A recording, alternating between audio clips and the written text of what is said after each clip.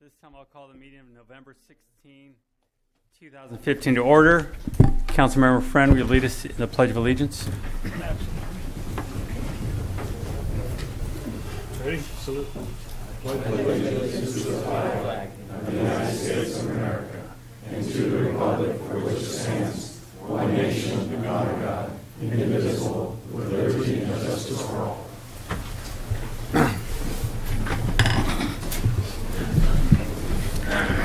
Okay, can we have roll call, please?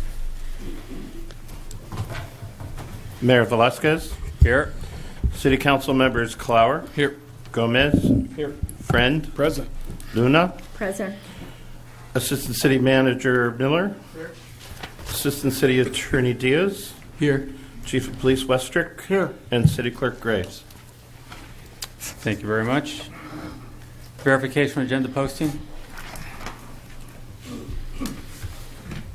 The agenda for the City Council of the City of Hollister regular meeting of November 16th, 2015 was posted on the bulletin board at City Hall on November 10th, 2015 at 4:35 p.m. per Government Code Section 54954.2. Thank you very much.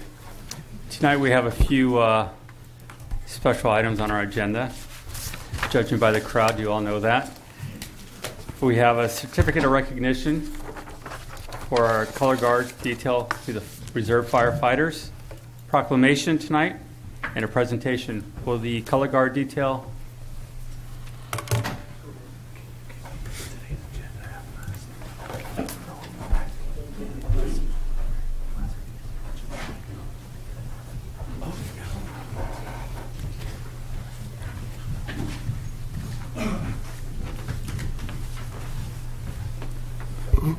Good evening, Mayor, council members. I have a certificate of appreciation from the Hollister Fire Department awarding to Sheriff Explorers and Fire Explorers. I'm missing one Explorer, and it's to recognize them for their dedication to service tonight. And I'm going to go ahead and read off the award for you all.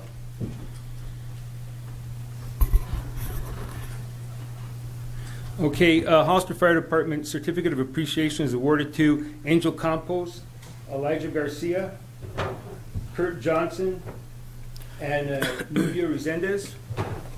City of Hollister Fire would like to recognize on behalf of the City of Hollister, I would like to extend my sincere gratitude, appreciation for their participation as color guard detail for the Reserve Firefighter Academy swearing in and badge pinning ceremony.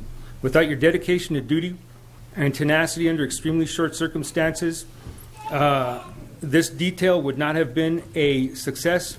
Achievements like this are a result of planning, practice, hard work, and sacrifice from every member of your detail. I want to personally thank you for your earnest support of our mission and the Hollister Fire Department, given this day, 16 November 2015.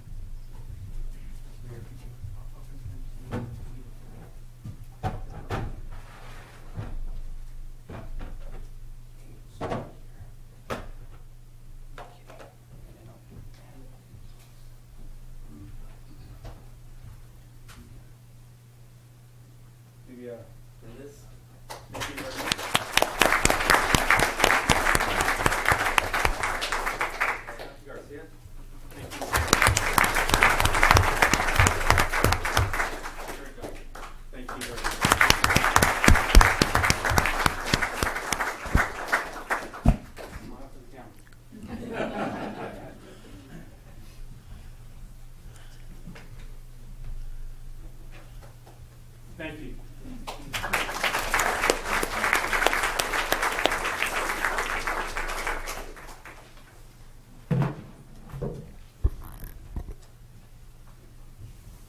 We now have a proclamation for a good friend of mine, Al Castaneda. Al was I met years ago in 1998 when I opened my restaurant. And he's one of the first people that called me. I did not know. I've heard of Al. Everybody knew Al, but I didn't know him personally. And as I was getting ready to open, he was one of the first people that called me to lend a hand and explain to me how the restaurant business really worked. He didn't tell me at all, or I never would have opened it. But he did lend a hand, and he was a good friend from that point on. And many of times I called Al on different situations, and he always had the answer to this guy. So he was always a role model for myself, and I know for all the other restaurants in the community. And anybody that's involved in nonprofits knows Al, because he's always there for you. And today is a special time. And tonight we're going to proclaim Al Castaneda's Day on November 18th, 2015. So Al, come up.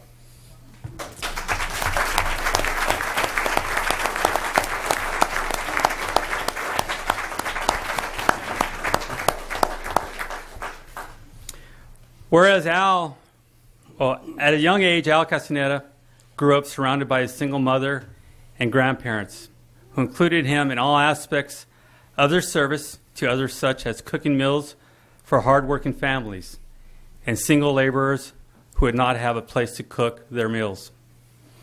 Now, therefore, I, Ignacio Velasquez, Mayor of the City of Hollister, do hereby proclaim November 18th, 2015, to be Al Castaneda's Day in the City of Hollister.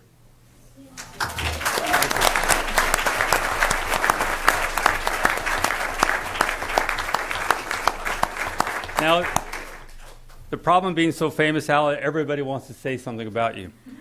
So we have a few people, Veronica and George, that would like to say a few words.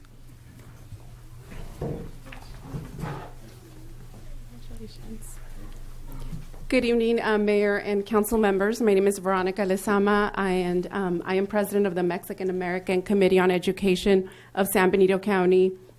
And MACE was founded 45 years ago here in San Benito County. We're a grassroots nonprofit organization that raises scholarships for our local youth.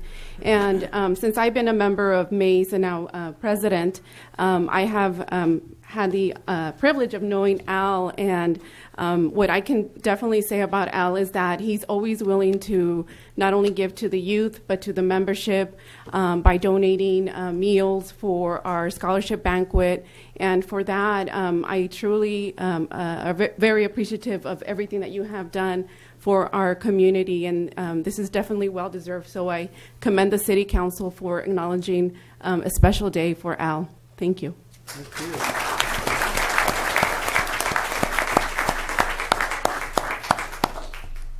My name is George Munoz, and I'm currently the Vice President for MACE. We thought long and hard when we came up with the name because, everybody shortens it to an acronym. Well, MACE, what does that mean? It doesn't sound very pleasant, right? But affectionately, we have been, as Veronica mentioned, 45 years now. I wasn't one of the founding members, but I was one of the first charter members of the organization, and I've been very blessed to be with this organization for such a long time and to have people, particularly Al, work with us for all those years. As Veronica alluded to, Al provided most of the meals free to us many years, and the times that he couldn't, the only thing he charged us for was for the plates, the silverware and the utensils, and he told us where to go to get them very cheaply. So, all those things are, as Mr. Mayor Velasquez alluded to, he always had an answer and how to go about helping things, helping nonprofits. One additional thing, if you have been here for any length of time, especially in San Juan Bautista, and there's ever a funeral, guess who's the first person that comes and helps? He and his lovely wife, Lupe, are very generous in helping anybody in need, and that has gone on for a long time. And Al, as Al always says, God willing, I'll help you as long as I can. And so we thank him very much for that. So on behalf of MACE and LULAC, I'm very proud to present this award. It says, on behalf of LULAC and MACE, we thank you profoundly for all that you have assisted our organizations throughout the years. Our success is due to you, in large part, your participation and support. And we've been saving this up. This was dated October the 4th of this year. So we want to again thank Al for his service not only to our organization but to all those people and that he has helped throughout the years in this community. And I know that he's very well loved. I don't care for him myself, but but we've known each other for a long time, and I've been very blessed to be a friend of his.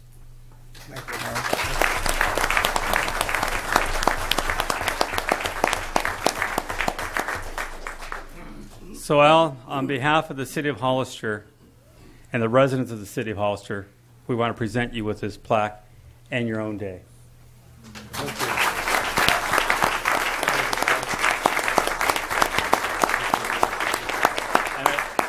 I know all our council members have something to say also before you give your speech. Thank you. Councilmember. Yes, thank you, Mr. Mayor. I went to school with Al Castañeda, and I've known him for many, many years. And Al, you are the role model here in this community of business. You are the role model for our young people coming up. And, you know, I appreciate you very much. And I know that a while back, the late Bob Cruz and I used you as a model in this community without your knowledge. You know, as an immigrant coming from Mexico, born in Mexico, and came to the United States, this man has done so much for our community and our children and for the future of our kids. Al, you became a citizen at the age of 9. You came here as a very young child, 6 years old, and look what you've done. And to our community and everyone else that lives here in San Benito County and the city of Hollister, we profoundly thank you because you are the person that we look up to. And your retirement should mean so much to you and everybody else because I know, Al, you're going to enjoy it with your wife, Lupe, and everybody else in your family. So thank you so much from the bottom of my heart for everything that you've done for everybody. You know, it's remarkable, just to say remarkable, Al. Thank you. Thank you.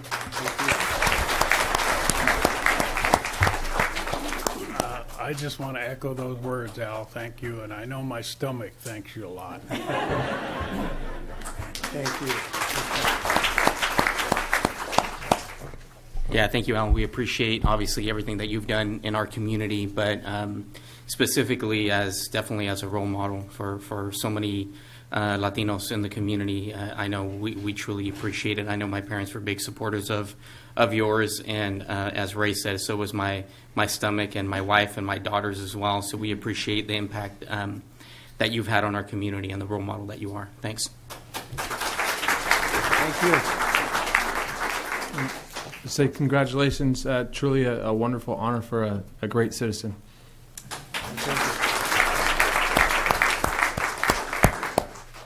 I just want to take a few moments here to, like George said, thank God, and we owe a lot to the Lord.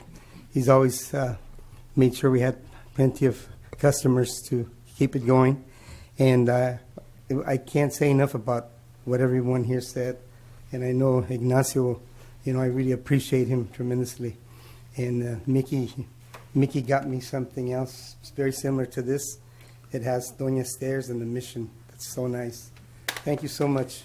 Thank everybody. I can't say enough. Just God bless you all, and thank you.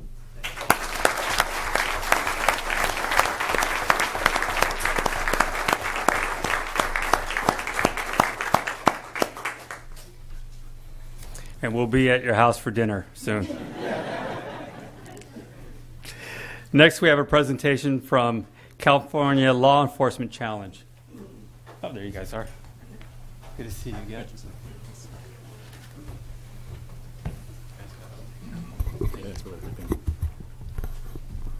Good evening, Mayor, City Council members. Once again, I'm here, like I am every year, to honor the police department here in Hollister and under David Westrick's leadership.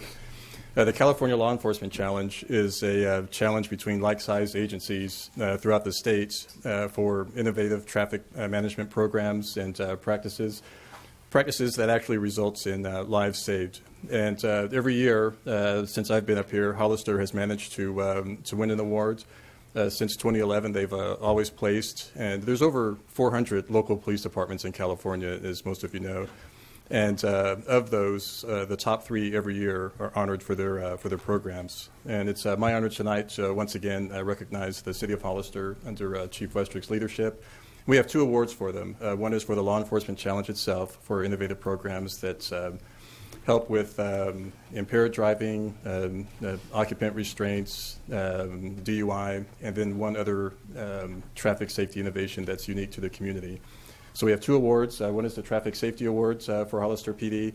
And then the second award is for their motorcycle safety program. And as all of you know, with the large event that you have here every year, to have that event carried out successfully without injuries and fatalities is no small feat. So congratulations on 4 years in a row, now 5 years of successful traffic safety management.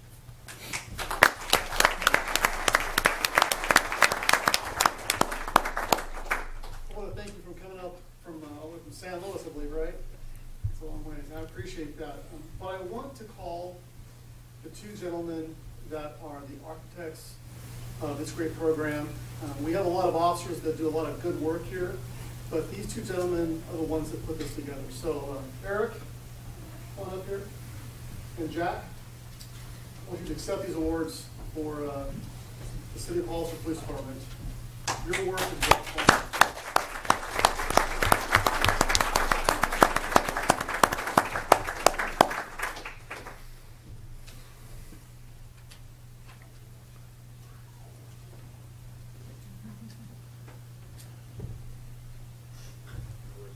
Just real quick, I'd like to say thank you.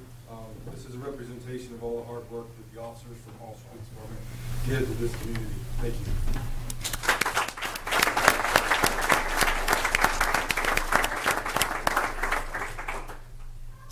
So I'd like to call up Captain Arnoso, because we have a special gift for the City Council. That's kind of off script, but it's kind of related. As you know, this last week, we went to Houston, accepted an award on behalf of the City of Hollister Police Department. What you didn't know is the City of Hollister was also recognized. So with that, Captain Arnoso, come on up here and explain what we got. Mr. Mayor, members of the City Council, as you know, the Hollister Police Department received the Gold Award for Best Public Safety Project, the project being the way we managed the Hollister Freedom Rally 2015 this last July. We're always struggling to find enough law enforcement officers to assist us during the event. It has to do with the timing of the event on a holiday weekend.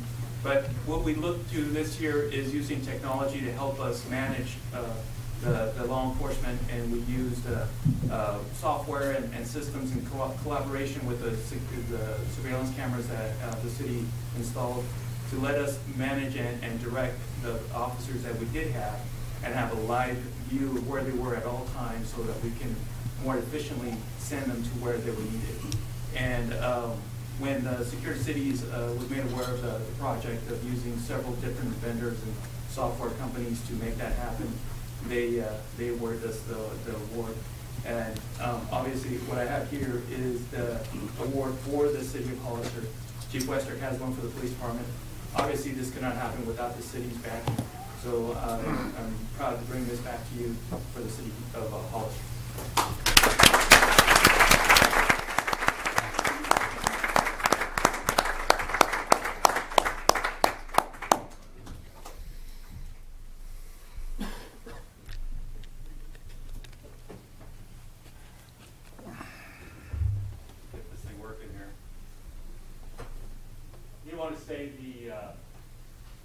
The work that the police department put into this program might not seem obvious to the public, and that's what we want. They did a really good job working with the council, strategizing on how do we make our city safer without our public feeling like we're invading their privacy. The ideas that came through the police department really have changed our community. I know all of you must feel that now. Our crime rate has come down. We have a safe city, and it really is because of our police department, our chief, and Mr. Reynoso for all the work they do. So thank you again, guys, for this.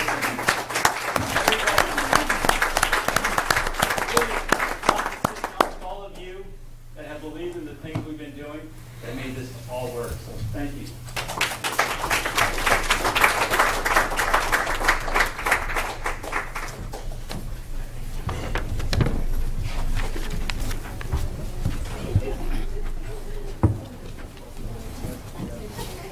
Tom, that microphone's not working. Before we go too far, that microphone would be so disappointed if they were on. Been like that for 10 years. There it is.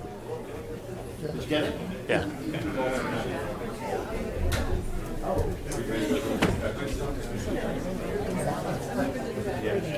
Fix that for me, would you?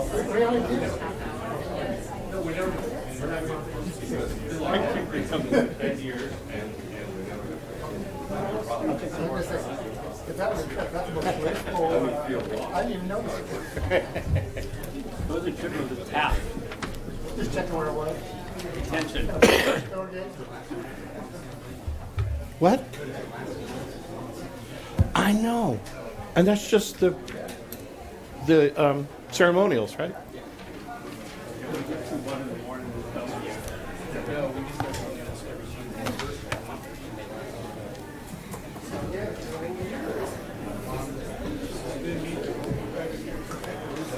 Yeah, 1:30 to 3, right? That's first hour and a half. Oh, I love the dancers though. Those are great. Yeah.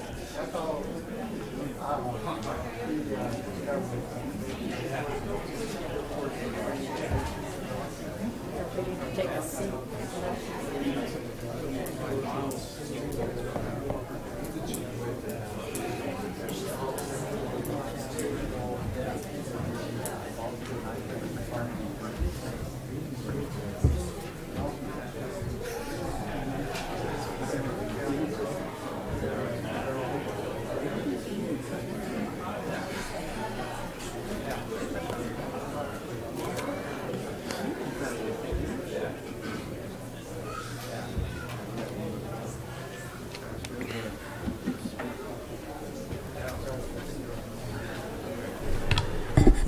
All right, folks, let's move forward here. We're going to move on to item A, the consent resolution. Are there any items council would like to pull? Okay. A5, Item A5. and I guess we should talk about A4. And discussion about A4. Right? Motion to approve as amended? Is there a second? Second. All in favor? Aye. Aye. Motion carries. Item A4. All right. You want to give the details on this? Well, Right. I was kind of hoping that Billy was going to give a little detail on exactly what that means. This resolution came out of the Intergovernmental Committee.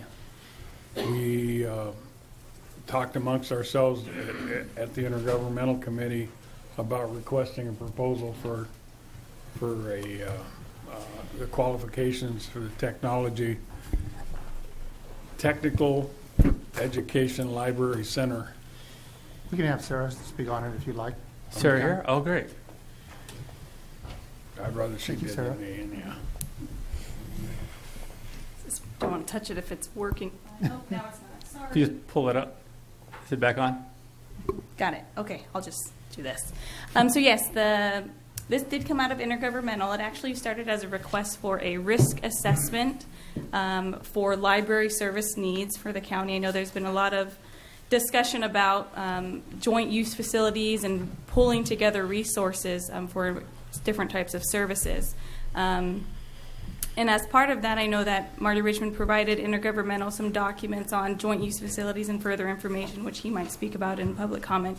But when we asked if this should be a needs assessment for the San Benito County Free Library, it was decided that the vision should be a little bit broader, or at least that was the recommendation from Intergovernmental, to not just focus on library services, but make sure education and technology was also really emphasized.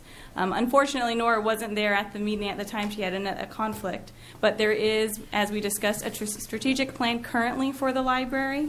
And the hope out of the needs assessment is, one, giving everyone an idea of what is needed, where we can join our resources, together create a joint vision and goals and policies. So potentially an updated strategic plan, eventually a facility master plan, and some sort of joint use agreement for these types of services. So, okay. Are there any questions from council? So just to expound on it, basically the conversation was primarily focused on the library. How do we improve our services to the community? And in that meeting, the conversation was basically how do we improve the education system in our community? How do we start training our young people or our community in some of the technology that's going on throughout the area so our kids are ready to go out and get the high-paying jobs, or our residents? So the idea was for them to work together to create not just a library for today, but something over the next 20 years that could involve educating our young people or our population with technologies also.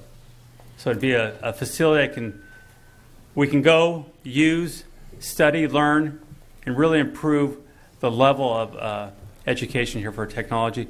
At the same time, the library. So the request is for the county and the city to work together on a request for qualifications or proposal to have a third party come in for this needs assessment that would grow into potentially facility plan and hopefully a joint use agreement one day. It was discussed that intergovernmental committee is a good forum for this type of conversation given all the agencies are already there. It is agendized for the Board of Supervisors meeting tomorrow. So with your guys' approval and then the conversation at the board tomorrow, hopefully I'll be reporting back to December's Intergovernmental Committee to move forward. Okay. Thank you. I know we have a speaker's card on this item. Yes, sir. There are two public speakers. The first speaker is Marty Richmond.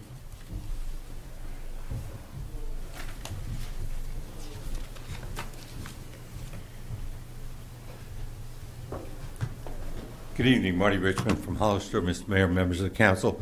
Yeah, I submitted something just to start the ball rolling. It was not a finished product. I wanted to get people thinking about it. You know, our library reminds me of a place I worked for when I was in the Army. It was an arsenal in New Jersey. And believe it or not, it was an arsenal during the Revolutionary War, an actual arsenal. And George Washington was there. And one day he got on his horse and he said, "Don't change anything until I come back." And the problem was they made him the president. He never came back. That's been our library. 1962, we built the library. I don't know what the population was, 11,000 maybe. I don't know. And we've got that library.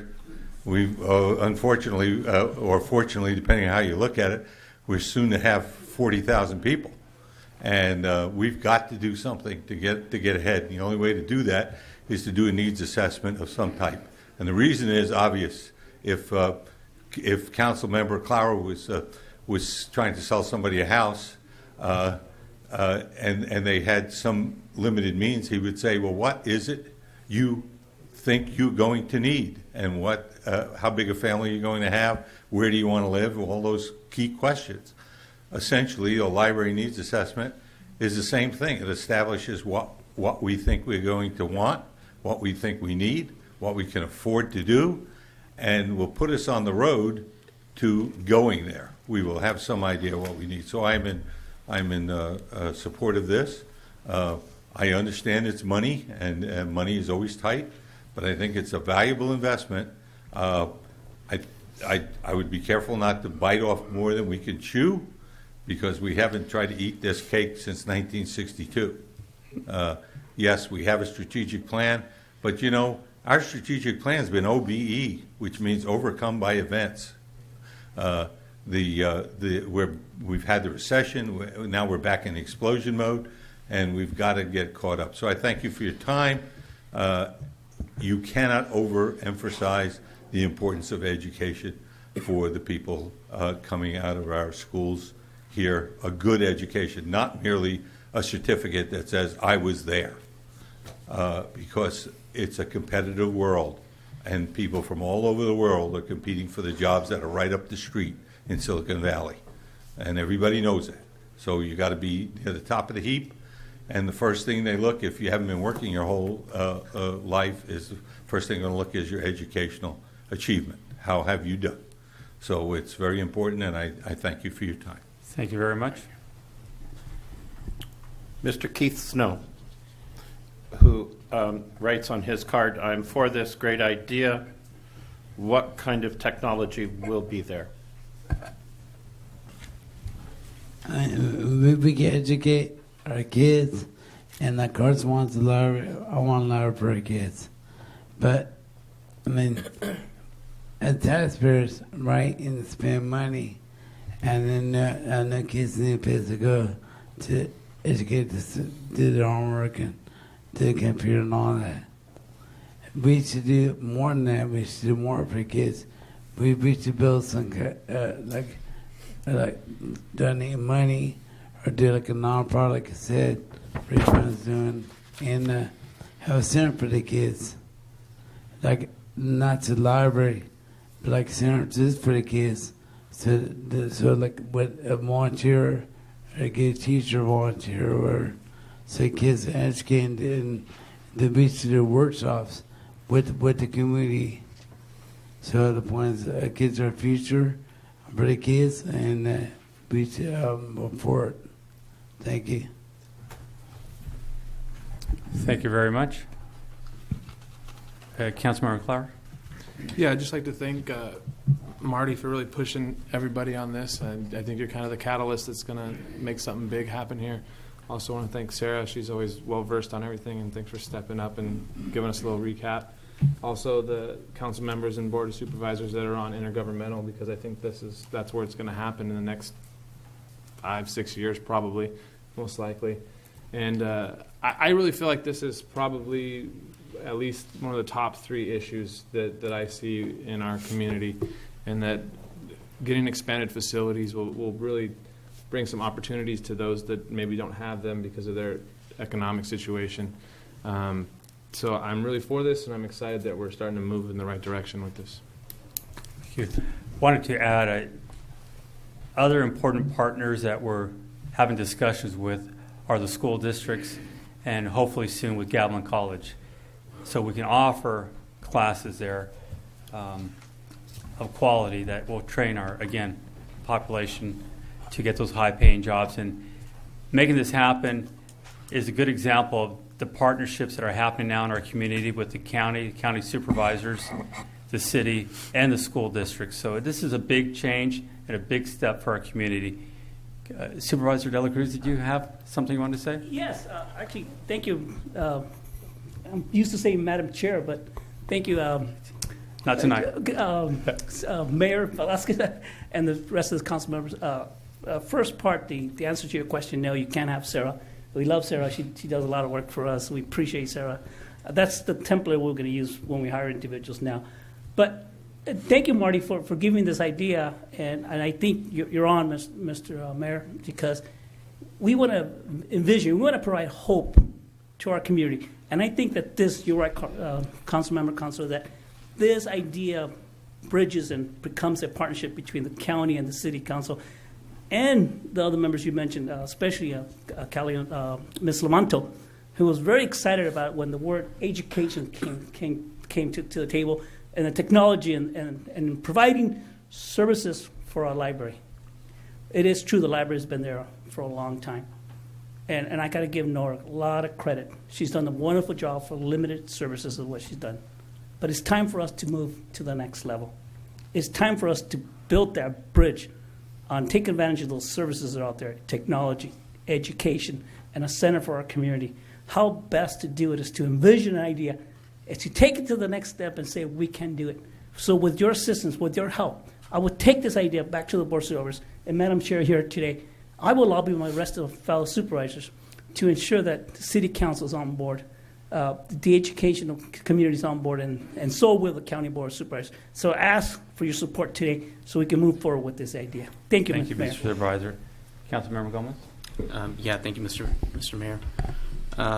Well, I wasn't actually going to chime in, but I just want to, you brought up a point that I think is going to be important. Number one, I'm supporting this. Obviously, we want to make sure that we have some kind of assessment of the current conditions of the library, what we need, what type of education technology we need, and what type of, hopefully, tech center or something like that we could provide. Marty made an excellent point. There's a ton of competition up in the Silicon Valley, and working closely with the Allen Rock School District, with Franklin McKinley School District in San Jose, and the library system in the city of San Jose. We're, I hate to say this, but we're way behind, like way behind. So I'm happy that we're doing this. We need to do this, but we can't do it without partners in the community. We hear too much about, well, it's the county. No, it's the city. No, it's both of us plus more. Gov needs to step up. They need to do something, period. They need to do something. So hopefully they'll get the right leadership in place to be able to support this much needed upgrade in our educational system. The library is tremendously important. I grew up in an 1,100 square foot house in VH with 11 family members, my parents and 9 brothers and sisters. There was no quiet place in my house, nowhere. The library was my home for a huge portion of my life after school, if I wasn't out there skateboarding. But it was really, really important to me. So I think having those partners in place is going to be key. With that said, I want to thank Supervisor De La Cruz. Jaime, thanks for your leadership on this. You've always been there.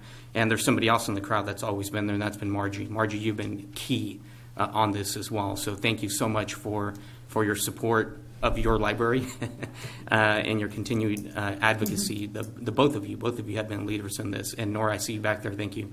We appreciate it, and we look forward to the results. Great. Yeah. Thank you, Mr. Mayor. When it comes to the city and the county working together, we always hope that there will be a partnership to help each other. This is our community. This is our county. This is our city. These are our residents. You see all the young people coming here today. If you went to the local high school, you realize how much we used the Davis Library when we were there. That's all we had. Coming here and using the library, and I believe it's been there since 1962. Look at the historical age of that library, and we're still there. I don't know how many times, I've talked to Nora in the past and made recommendation that we should get a bus load of residents in this community and take them to Santa Maria to see their library, because it's a wonder just going into that library and seeing what that community put together. So, any time that we can form a partnership, that we can work together, I'm all for it. So, Mr. Mayor, if you allow me, I'd like to make a motion to approve Resolution 2015-212 to develop the plan. There's a motion and a second. All in favor? Aye. Aye. Aye. Motion carries 5-0 vote. Thank you very much. Let's go forward to item A5. I asked for this to be pulled, and I'm gonna allow it to go. I'll make a recommendation that we approve 2015-213. There's a motion. Is there a second? Second. All in favor? Aye. Aye. Aye. Motion carries 5-0 vote.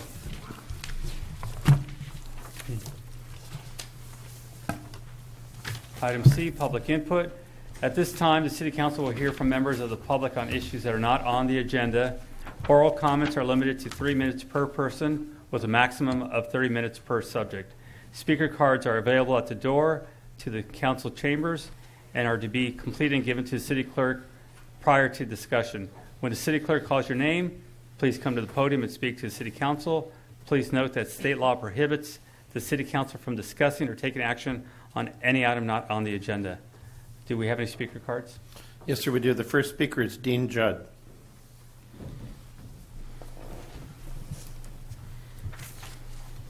Good evening. My name is Dean Judd. My topic concerns the proposed homeless shelter location adjacent to the Hollister Airport. You have in your possession a letter from the Hollister Airport Advisory Commission addressed to the City Council, and I would like to read that letter to you. Mayor and members of the City Council, at our October 28th meeting, your Airport Advisory Commission received a report on the San Benito County Board of Supervisors' selection of property near the Hollister Airport for the site of a future homeless services center/shelter.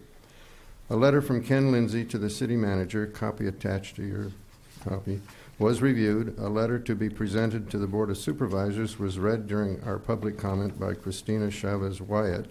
You also have a copy of that. And Ken Lindsay also commented on the topic. Commission members were generally all in agreement with the issues raised, both in the letter to the city manager and the letter to the Board of Supervisors. After considerable discussion, the Commission voted 6-0 to recommend the City Council take steps to oppose locating the shelter near the Hollister Airport. A subcommittee consisting of Commissioners Machado and myself was appointed to carry this message to you, and this letter is intended to do that. On behalf of the 6 members of the Advisory Commission, we hereby strongly advise you to oppose the location on the south side of the airport, recently chosen by the Board of Supervisors. Such a facility is incompatible with the job-generating companies anticipated to locate in this business area adjacent to the airport. Please let us know if you'd like additional information or a presentation on this topic. Thank you. Thank you very much.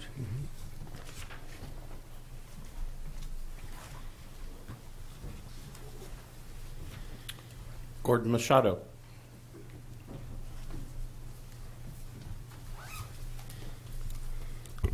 Thank you. What I'd like to do really is give a little bit of a background. I'm the oldest member of the commission. I've been there over 20 years, and I appreciate that. When the 156 bypass was built, that would conclude the extension of the runways for the Hollister Airport. It was bowed a little bit with a request from the state of California with their objections, but it was continued. So now we have the longest runway in the Central Coast, bigger than Monterey, bigger than Salinas, bigger than Watsonville, and you can go up the coast for other airports. I just want to bring up to what maybe some of you don't realize. The next thing that happened, there's only 4 or 5 in the whole United States that have a through the fence, what they call through the fence operation. It gives you the opportunity to drive your aircraft through the gate wherever is designated on the airport. In this particular case, prior to that, the land to the north or to the southwest was annexed to the city of Hollister and was developed into a airport, Hollister Air Park, with that intention to encourage air-oriented businesses to come to Hollister. Within 2 or 3 years, we had a downside in the economy. And then after that, there was a city moratorium, sewer moratorium, was stopped all construction. And after that, the through the fence operation was pulled by the federal government. Later on, within the last 4 or 5 years, our congressman came forward and had the FAA extended or reissue the same permit. Not only that, he brought into our airport over $6 million to reinforce the runways that needed the help. So we're back to A1 again. The other thing that what bothered us, once the moratorium came forward and the opportunity came, all of a sudden we had another moratorium or a recession. A recession. So the economy is down again. Now, just recently, the economy is back up again, or in the process of coming back up. So the developer on that side of the airport, the through the fence operation, which is back again, he had 2 or 3 individuals, companies looking at the airport with definite commitments. And when those two businesses would have approximately 100 or so employees, it would be a shot to the airport, a shot to the economy in our community, and a big benefit. Within that short period of time, the county now is talked about the homeless, the exact adjacent to that subdivision, that development. The sad thing is, those two corporations pulled out. And now we're back to ground zero again. And what really bothers me too is the fact that right now, with the Super Bowl coming in February, I hope you people realize that there's a no-fly zone for, other than the major airliners into San Jose Airport. 50-mile no-fly zone comes at the end of our runway. So we're exempt from that no-fly zone.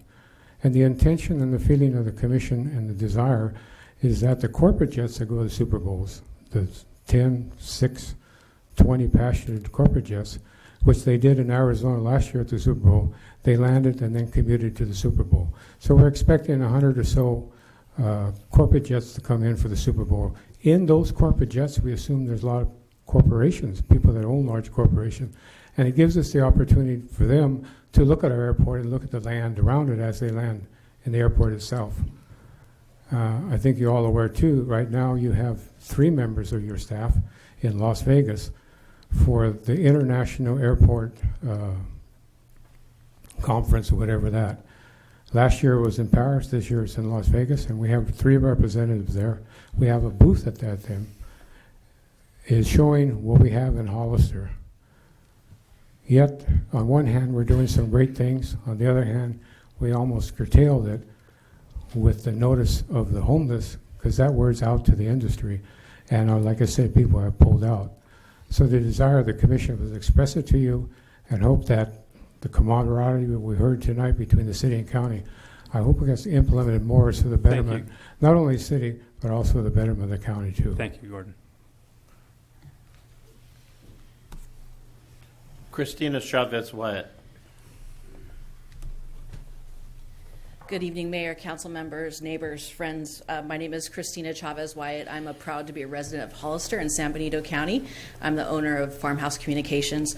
And I'm here today to respectfully request that the council place on the next council agenda an opportunity to receive a staff report and analysis for the Airport Commission to present their recommendations as reflected in their letter, in opposition to the county's consideration of signing a homeless services center on Flynn Road at Aerostar.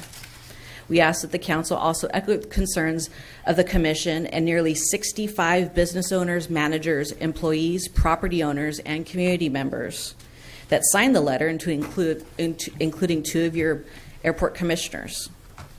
To ask that the county supervisors direct staff please to remove Flynn Road location from their analysis due to fatal flaws, in consideration of the new site alternatives, which include 6 to 7 of them that have been formally entered into the process. And last but not least, the fact that the city and county have both identified the airport region and surrounding business parks as one of, if not the highest priority for economic development and sustainable positive impact for the city. For example, consider 2 of your 9 economic development priorities. One is adopting a plan and budget to support the master plan for Hollister Airport, implement the airport land use plan, and conclude the development of industrial business campus, as well as service and educational facilities and programs.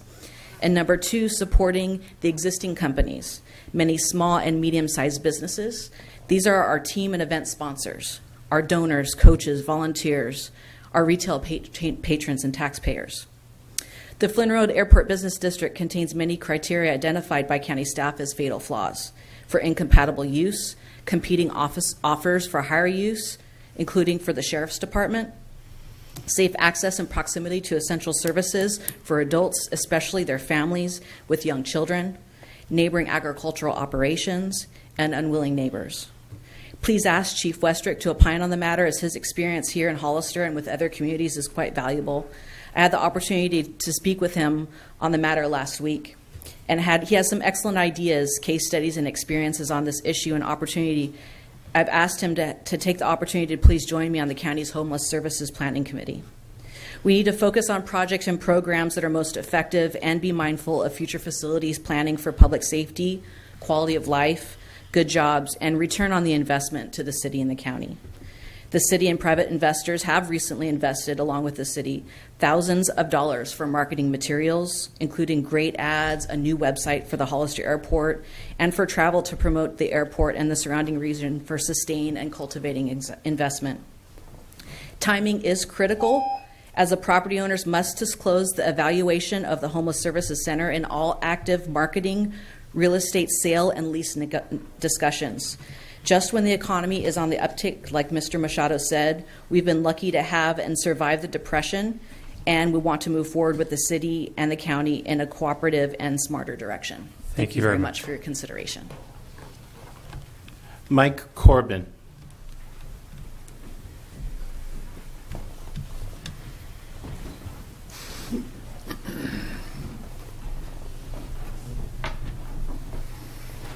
Mayor, City Council members, Chief Westrick. First thing I'd like to say is the City Council and PD did a great job at the rally. The word was with the average motorcycle guy. Said, man, this is nice. You know, the police just do their job. They don't bother you. And things went really well. That's a big, big deal in a motorcycle rally. It controls the attitude of the visitor, you know, and makes them interested in our town, willing to come back. So you guys did a great job. As far as the airport thing goes, I support what the Airport Commission's trying to do. As a business owner, zoning is very important. Anybody that's going to build a building and needs an airport or needs an industrial park zoning is going to make a value judgment on that property like you would with your own house. What's this zone going to be like, 10, 20 years down the road? So when we moved to Hollister, we looked at the Gemelli Park, and we saw that the zoning was secure to build a building, and it would make a good home for Corbin. And we're happy that we moved to Hollister. Hollister's a great place. And you just want to be aware, and I know you are aware, that any business looking at the air park or the other park across the street where I am is going to make value judgments on the zoning. Thank you very much. Thank you very much. David Curtis.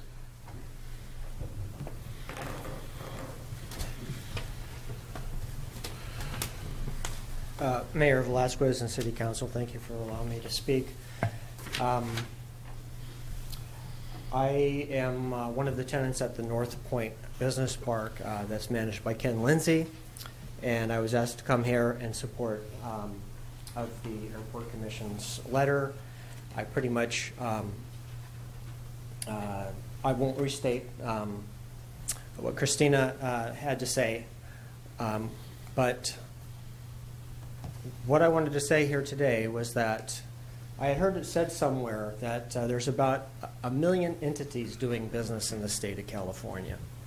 What I mean by entities are law offices, restaurants, small businesses like mine that average about 15 people. We employ 19.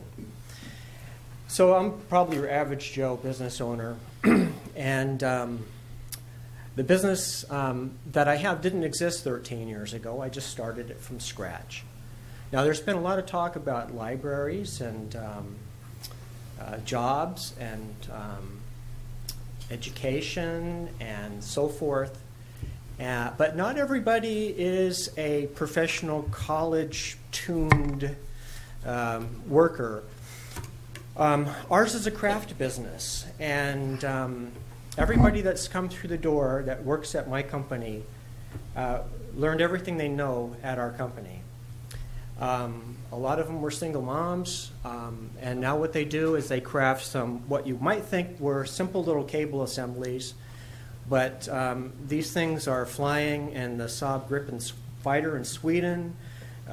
We sell to the Lawrence Livermore Lab, the FBI, NASA, JPL, things that are made by people that had no skills, no education, and that we trained them to produce products that they were proud of. I have 2 employees that gave up their Section 8 housing while they worked for me, and I'm very proud that I've created these jobs for these people. I'm concerned about the industrial area of our city. I was hoping to be across the street south of the airport in a nice new tilt-up that, we can't afford if it was there. Instead, we've turned our last conference room into a lab because there's nowhere to go in Hollister. As you know, on Technology Drive, it's where the planning department is, the sheriff's department. There's no place for businesses to go. In the early days, of course, we're right off in the direction of Flynn. The guys get released from jail. They don't know where to go. They head down the road, and they end up in your lobby wanting to use your phone, your restroom, and everything else. This is just one of the small ways in which the locale has affected us, even next to the jail. But then, again, we're not across the street in a nice new tilt-up because we have business parks laying fallow. And so this is just another nail in the coffin, I think, for small business. And if there's any way out for young kids, people without a job, even homeless people, it lies in the small businesses, the 1 million small businesses that actually are the ones that make any of this possible. And if we neglect those very small businesses by diminishing the areas in which they have to conduct those businesses, I'm moderately concerned. I'm not here to make too much of it. But thank you, Mr. Curtis. Thank you very much. Keith Snow.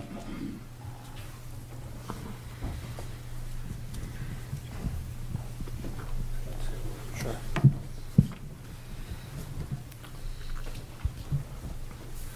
Council, one thing that is concerning, at first, the council said that they got expanded jail by the airport.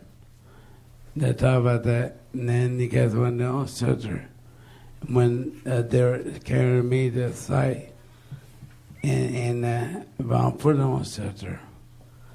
For education, for education. For technology, how we spend our taxpayer money, $50,000 for Kentucky Chamber of Commerce to do work for us. When we can, me, my son, and I did website for free. Why we waste money? We have. Before you got council there, because all, like the one Jim was mentioning, that you guys have backgrounds, like I got backgrounds, business, I'm running multi-businesses, I have a computer, I have a websites, I have a advertising, I proved what I can do, but how the things we have here, that we waste the time and we waste money. We use other companies. If you look there, I looked at the cow card purchases. It's amazing what you can see, how much money they waste, how much things you guys do. But everything the council concerns the rest of the people, citizens, us, as kids, education. You guys say you can do workshops. For example, the King Task Force meetings. How Mickey goes, oh yeah, briefing, I go there. Well, I didn't heard of that. I've asked Westrick, a captain, and all that. They know King Task Force. When Westrick told me, I mean, we have to be honest and loyal to people, to yourself, right? And the point is, right, that how we do things in our city, how it says can be togetherness, right? I want a library, and one else a library, right? I mean, the point is, right? Of course, one else a library. but Gavin Collins wanted to do the library. You guys didn't talk about 60 days to lose money in that part. But them projects have been done yet. But point is, right, how you got to say things are getting done, and how one guy goes, comes to the council ready to run for me, to ready for and all guys. Better be done in November. And then all of a sudden, some guy goes, what's called, when it comes in, the project down to the city should look at. Invest whoever did this and that and this.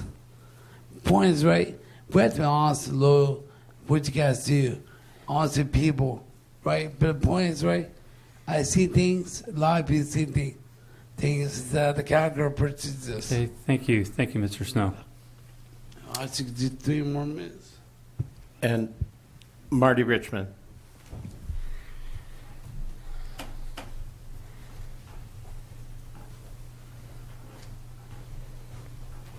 Thank you, Mr. Mayor, members of the council. I wasn't going to speak it on the public record, but since this topic came up and it seems to be all-encompassing today, I'm going to make some comments.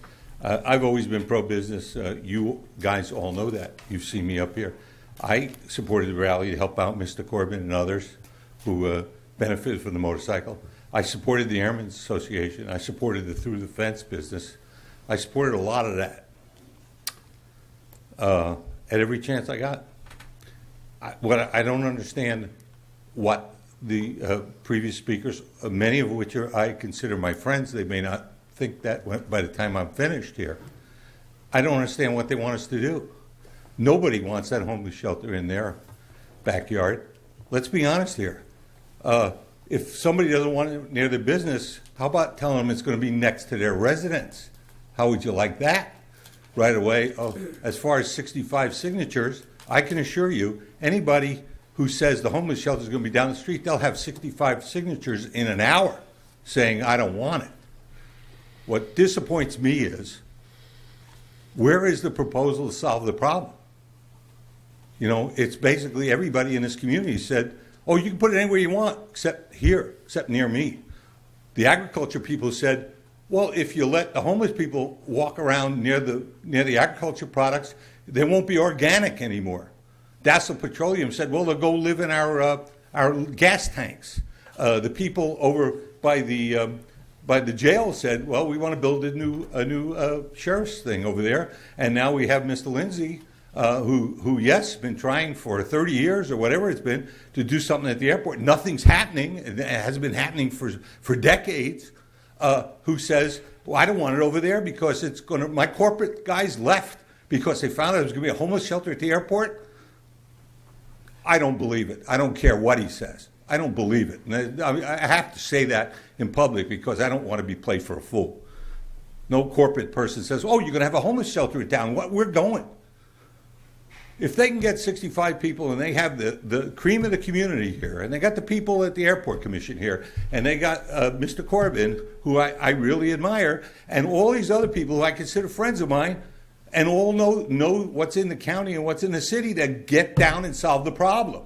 Find a spot where you won't have 65 signatures, if you can. Otherwise, there won't be a shelter. And then you know what the problem is? The problem is then the homeless belongs to whoever's next to the homeless encampment. So they're more than willing to throw it on some other business that's next to the homeless encampment on the other side of the river, who complains every day that people break into his area. So I'll try and stay within my 3 minutes. Thank you. Thank you very much.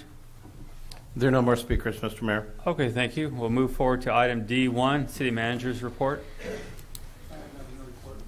Okay, thank you very much. All right, so we'll move forward to item D2, an update on the Hollister Urban Area Water and Wastewater Master Plan.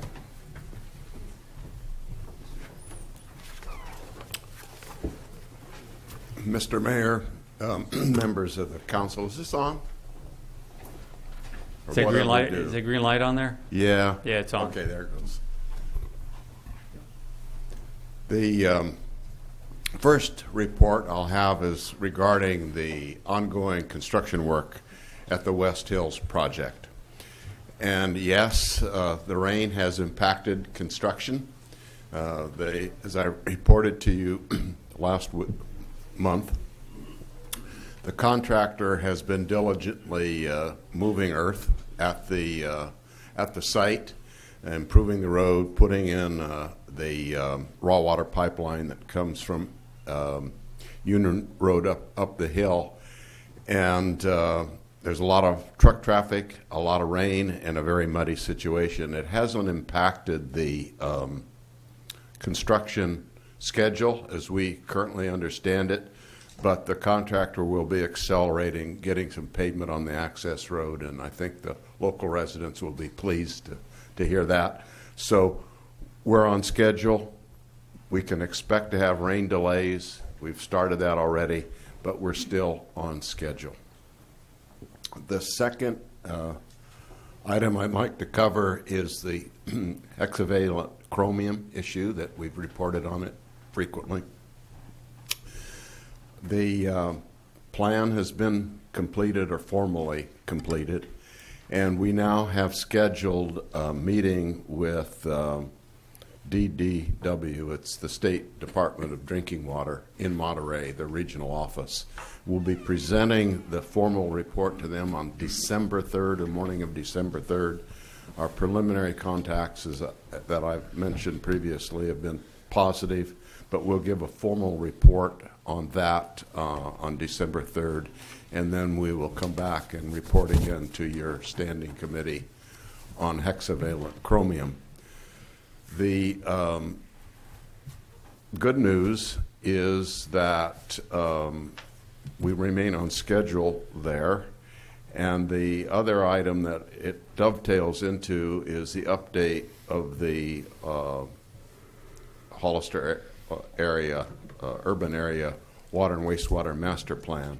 And we don't expect the hexavalent chromium issue to have an adverse impact, but rather it'll just fit in nicely with the plan for that update.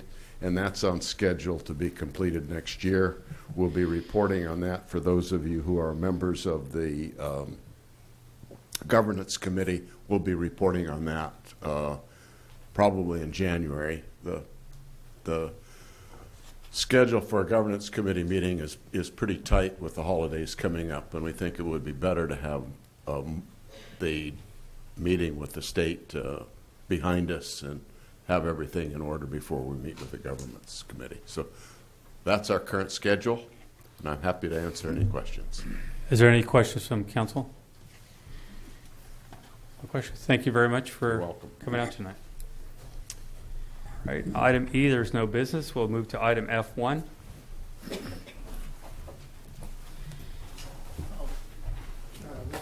is to set up a youth committee that has been brought forward. One thing on the resolution we do need to correct. It does say third whereas from the bottom it says commission and it should be committee. Turn over it. Go ahead, Councilmember Friend. Well, yeah, I'd like to expand on a little bit. First of all, I kind of owe the youth that have been working with me a little bit of an apology.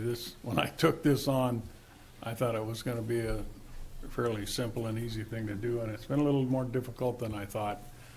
We've got it to this point now where I think we're at the point it's time to appoint this committee. I'm sorry, to approve this committee and let us get together with the people that want to get it started and come up with a list of candidates and vet those candidates. And I've asked Councilmember Clower to help me vet those candidates, and then we'll be coming to the council with the 7 people that we think should be on the committee. And then once those are appointed, then we'll have to get with that committee and come up with the ground rules and the staff rules and the meeting times and exactly what all they're going to do. So this is just the first step in doing it, and I'm sorry that it's taken several months to get it to this point, but it's time to move now. And I'd like to get it, if we get it passed tonight, then it gives then I can take advantage of some of the time off of the school during the Thanksgiving break to where I can maybe get some information out to the students and get some candidates so that somewhere around the middle of December we should have that list to a point, I hope. So that's basically where we are. And what this committee is for, if you read the motion, is just to make recommendations, to listen to the youth, to be the youth's voice to the council on items that reflect on the youth and issues that they're real concerned about. Great. Councilmember Gomez? Yeah, thank you, Mr. Mayor. I want to thank Councilmember Front for taking the time to work with the youth and bringing this forward to the council for finally for approval. Actually, I think it was him that mentioned this years ago, and I know this has been the desire of the council since like 2010 or 11 or something like that. It's been a while, but unfortunately, we just couldn't get it off the ground. So I'm happy that this is before us, and I'm excited to have a commission set aside and a united voice to the council from the youth. I think it's very important. I will also say that I do remember the days when the council was looking for the young member of the council, and that used to be me. I'm kind of insulted that you picked Carson. That's why I didn't ask for your help. He's the old guy now. Councilmember Luna? Yes, thank you, Mr. Mayor. It's long overdue. That's all I can say. Long overdue to get students involved in an advisory committee. And I want to make it very clear that it's not a commission, it's a committee. It's structured, and you learn about government, and you learn it firsthand by not only coming here to get credit for your school, but listening to the people involved in the community, listening to the issues and how they get resolved. And by students being part of this, I believe that we will be building the leadership of tomorrow and doing so. I don't know if you all read through it. Being involved with youth for so many years, I clearly read through this, and I realized that there is an advisory position, and I just want to be very extra careful and sure on the advisory position that it be cleared, and it be very cleared with a background check and everything else that needs to be done in order to have an adult as an advisory to the young people. Not only will they be coming here and learning from what we're doing, but there's always a person usually in charge. So with that, I just want to thank Council Member Ray Ferran for taking a lead on this, because it's a lot of work, especially working with students, and we have to accommodate their schedules. Their education comes first. So thank you, Councilman Friend, and everyone else. Thank you. Thank you very much, Councilmember Friend. Yeah, I just have one more. Really, all the benefit goes to the two young ladies that wouldn't let me drop it, and they bugged me enough to get me fired up about this and do this. And the comment about the advisor, my vision is that be a member of the city council, not a staff member. So that advisor is just going to not be a voting member of this committee. It's just going to be an advisement, and we'll vet that out later down the road as to who that's going to be. I might be too old to do that. Okay. I don't understand, but I know there's some speakers tonight too to talk about it. I would like to say I'm looking forward to having this. I like that we're taking it from the age of 12 through 18, so we're covering the middle school also, and really the connections to some of the elementary schools on through the high school. So I thought that was really a good idea. So making sure we're covering all our young people. And they're already learning their government business that they need patience. Great. So the first lesson is the patience. We have speaker cards tonight?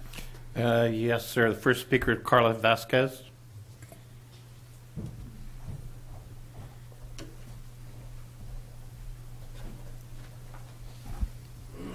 Good evening. My name is Carla Vasquez. I am one of the students interested in participating in the Youth Advisory Committee. This is a great opportunity for the City Council to strengthen the community. The adults will gain a better understanding of the youth's perspective, and in turn, the young people will profit. For it provides the chance to gain experience from working in a professional environment. It can be very intimidating for students to present their ideas to a council made up of adults. With this in mind, the Youth Advisory Committee will serve as a connection between the Hollister City Council and the young people of the community. Let us consider the impact the Youth Advisory Committee will have in the lives of the younger generations. Surely you have all encountered the common misconception that there is nothing to do here in Hollister. Well, let us allow us to end this mentality and by presenting the events and activities for the youth to engage in, integrating them in the community. With the new participation, there'll come renewed vigor. Rather than waiting for changes to occur, they will now have the opportunity to make the changes themselves. The students that are appointed to serve on the Youth Advisory Committee will have the opportunity to learn and improve upon their leadership skills. I cannot put enough emphasis upon the importance these young people will have in the future of Hollister City. These students will be leading the community further down the road. Their influence will reach outside of Hollister and impact other communities. It is a truth universally acknowledged that the future will undoubtedly hold many challenges. So why not start giving the youth of Hollister tools to ensure their success and the success of the city? Thank you. Ms. Vasquez, what school do you go to, and how old are you?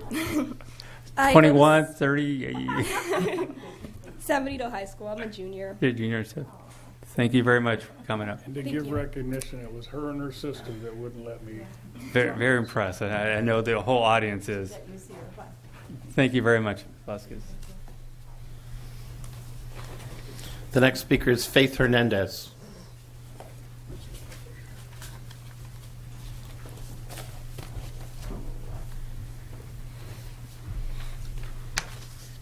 Mr. Mayor and City Council members, my name is Faith Fernandez. I am 12 years old, a 7th grader, and student body president of the Hollister Dual Language Academy.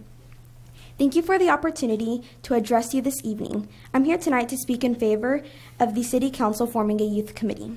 This group could help connect the City Council with the youth of our community and act as a platform for the young people of our city to have a voice. This would also give us the opportunity to create and participate in a variety of projects, resulting in a productive and collaborative partnership between youth and our city government. This is a chance to create a stronger connection with our young people and gain greater insight into their needs. There are many different things that we can do better to quality of life for our youth here in Hollister, and I think that a strong youth committee would be the starting point in getting to understand what we need to do. I have a lot more to say on the subject, but I have a ton of homework this evening that I need to do. Once again, thank you very much for this opportunity, and please consider me to serve on this committee. Thank you very much. I think we can call this a success tonight. Next speaker is Keith Snow, who writes on his card, "Yes, I'm for the youth, and do oppose any youth making decisions. Yes, I'm for the youth and do oppose any youth making decisions for city government. Also, who is going to pay and cannot be on city council time?"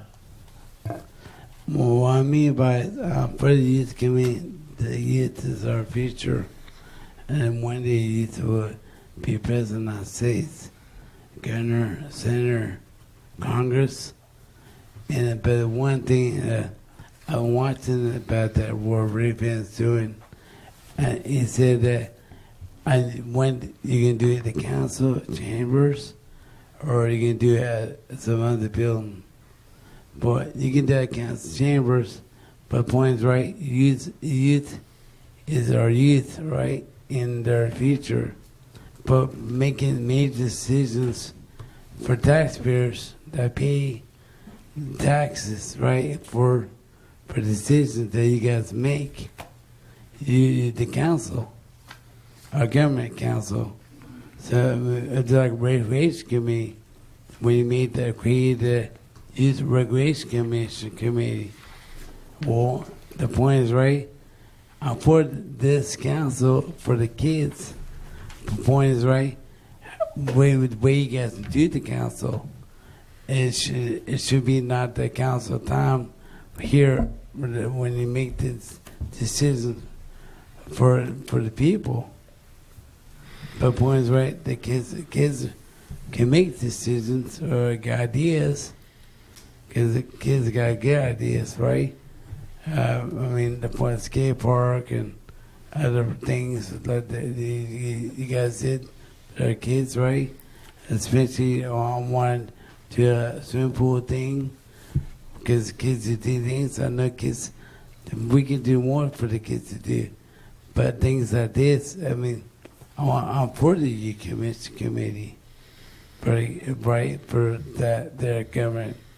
But when we make decisions, major decisions that are costly, I mean, the kids get the idea.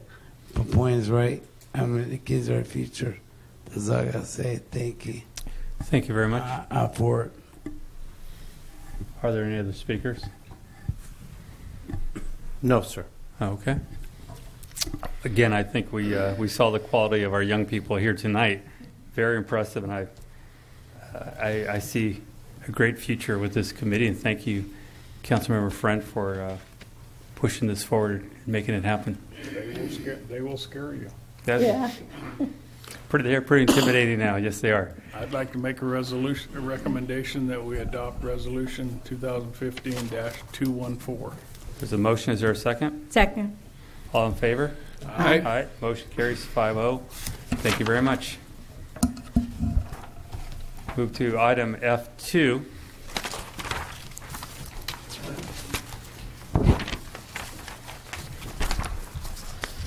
My understanding somebody was going to be from the county, but yeah, right. Go on.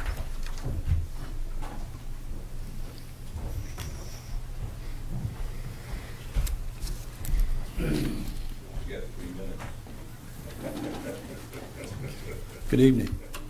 Is this still working? Yeah, is the green light on there? Yes. All right. My name is Jim Riding-Sword. I'm the Health and Human Services Director for the county.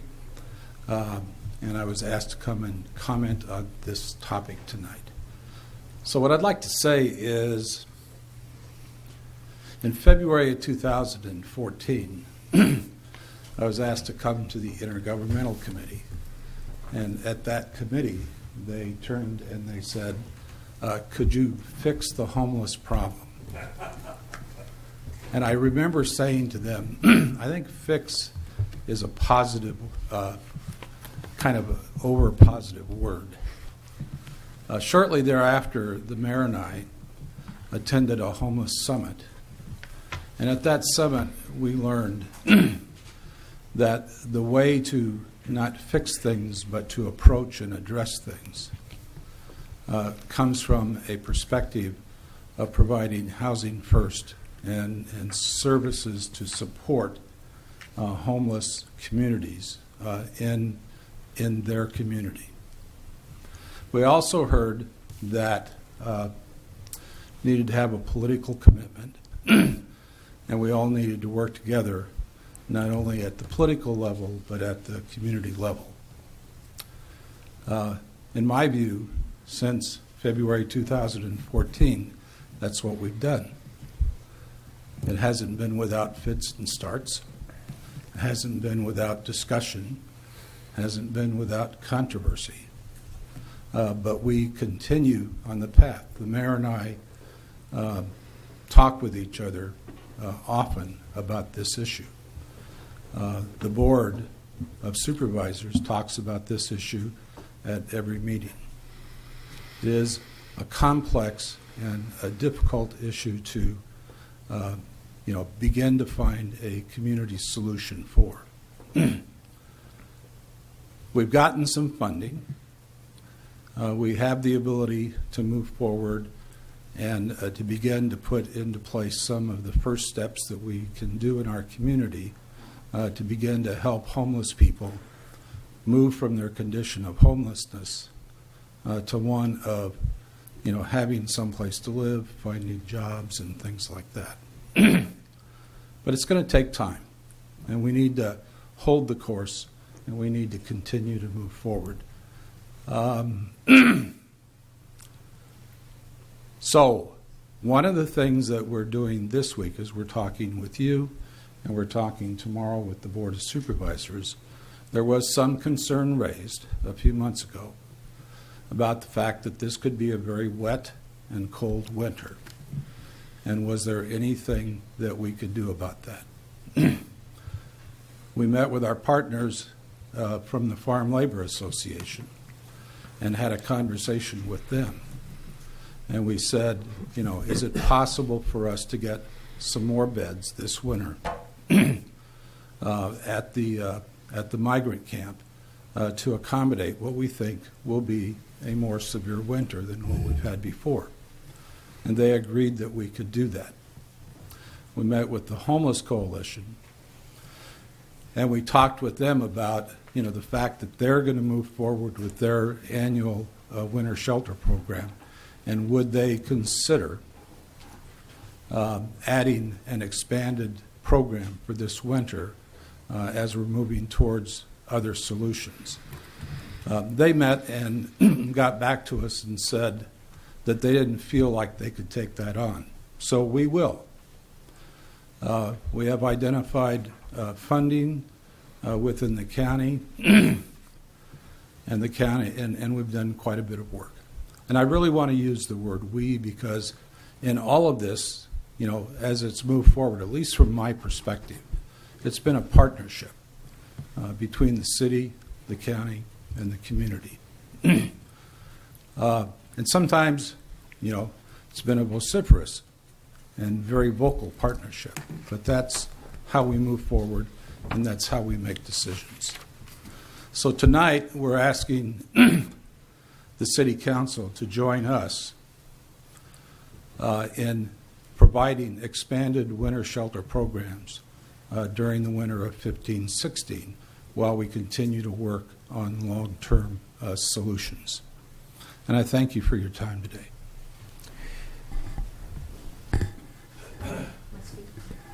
Do you want to add on to Mr. Riding Swords, or? I can do that. Okay. Thank you so much. Thank you, Jim. And Mr. Mayor and council members, thank you so much for giving us this opportunity to address you. We have been working diligently to try to address the situation, the homeless crisis that we have in San Benito County. Tonight, of course, and you're right, Jim, we are partners. And anything that has been done has happened because we've worked together. Through intergovernmental, like he said, Jim said, February 2014, we were challenged by the Intergovernmental Committee, and the mayor and I were appointed as the committee to move forward and do something. Fortunately, we had Jim to look to. He has the expertise, and he's been able to guide us through the process. So we're addressing our homeless crisis. It's been a major focus, and we have made great strides, but unfortunately, we're not there yet. This is a temporary fix. Maybe I shouldn't use the word fix, but it is a temporary solution. But together, I think we can make this happen. The mayor and I have visited the homeless at the river, and we know firsthand the challenges that they have to face. We know firsthand that they will be, fighting the elements if we don't do something to help them. The amount of money, the $47,000 that you may invest, will go a long ways. The average will be about $1,250, and that'll house these folks, one person, for 4 months, provide them 3 meals a day, and a warm place to sleep. So I think that is probably the least that we can do for them. And it is supposed to be one of the wettest and one of the coldest winters that we will see. So I urge you and I ask you to approve the resolution to appropriate the $47,000 for the expanded winter shelter. So thank you. Thank you very much. Do you have questions from council? Councilmember Luna? Yes, Mr. Mayor.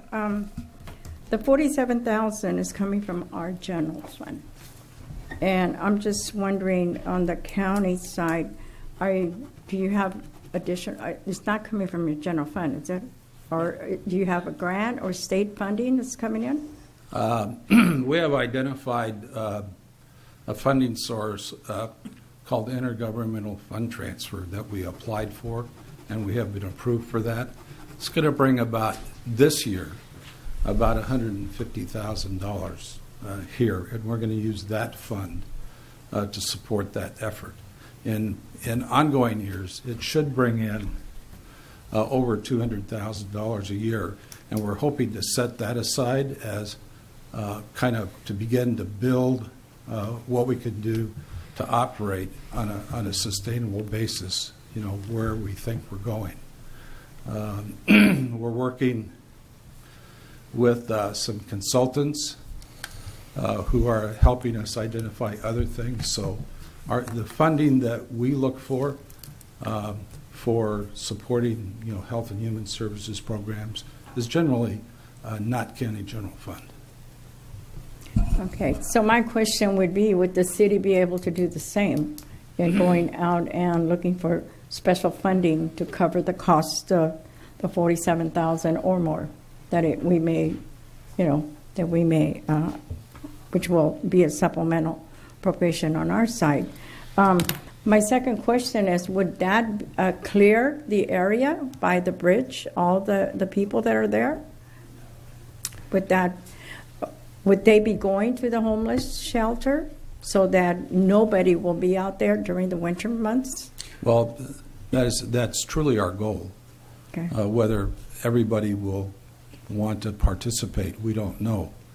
But we will be going out and working with them, encouraging them, and trying to get them, out of the weather and out of potentially harm's way if that river were to rise. Okay. Well, maybe I can help answer that question. I do go down to the river quite a bit to go speak to the people that live there. And I've had the conversation about this winter and the concerns we have of flooding, and that if we move too late, it will be too late. If we're waiting for the rains before we move them out, it's going to be too late. And I've let them know that we as a city are going to be posting soon to have them move out of the area, and that it will no longer be acceptable to be living along the river or the other encampments. That this year, if we can work together, we have a solution through the winter and hopefully beyond where they can go, stay, shower, and hopefully we can work together to find work for them while they're there. A lot of them are working during the day. It's just hard for them because of the showering situation and clothing.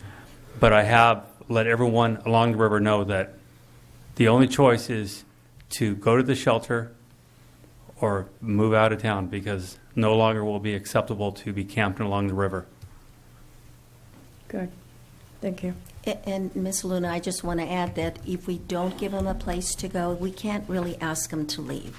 It wouldn't be appropriate to kick them out of that area to make them safe if you don't offer a place for them to be able to find shelter.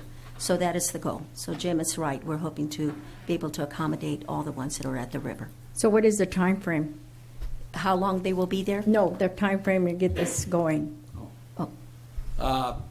If there's, tonight you will act. Tomorrow, we hope the board will act.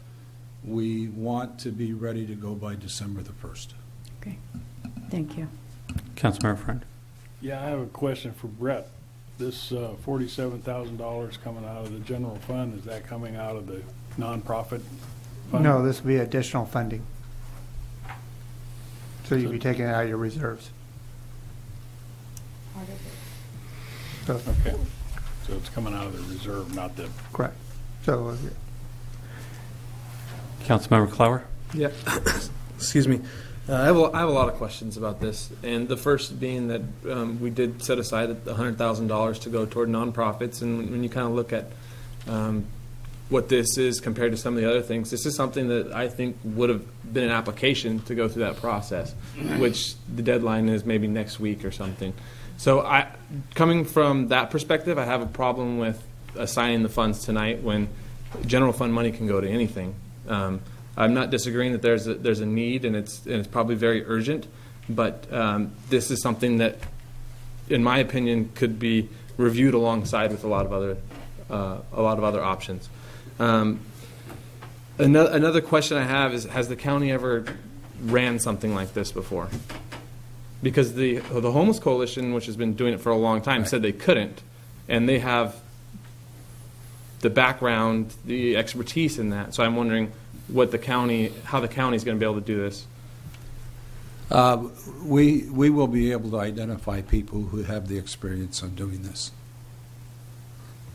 And we've been in 2 weeks. Well, we've been working on it already in anticipation.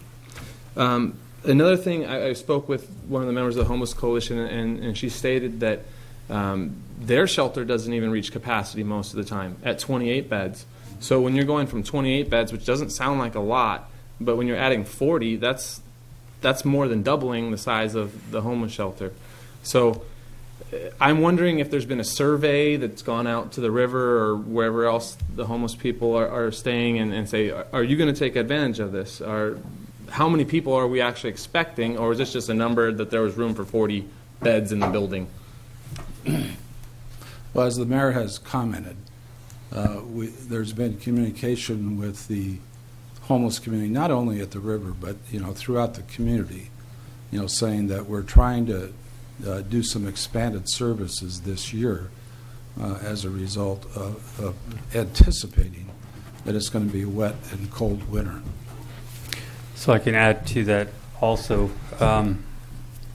As I said, I go down to the river quite a bit, and after the first rain came through, I went out about a week later to go visit, and noticed, I would say probably half of the people out there were sick, cold, and they were tired. They were looking for a place to go, and they were asking about when the shelter was going to open. There are people that do not like the idea about being in a shelter, but there's quite a few people that are ready to make that move. We can't do our part until we provide them a shelter because of different reasons. If we provide a shelter, we can act on moving people off the river. And that's really, from the city's financial part of this, is if we don't act and something happens this winter, we might be in trouble. And we have to be aware of that.